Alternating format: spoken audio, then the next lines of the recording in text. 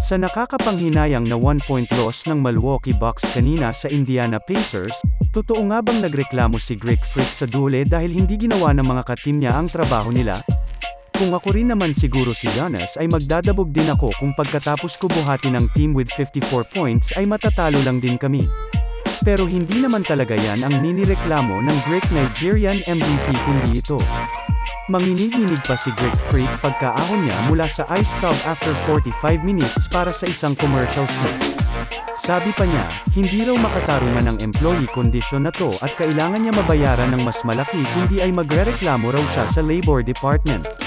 Akala ko ba you feel no pain, Giannis?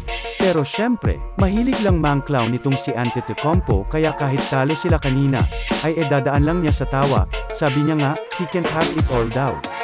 Pero sa tingin niyo ba ay matutulungan ni Dame ang Bucks makasungkit ng championship? O dapat nang lumipat si Giannis ng team? Comment down below.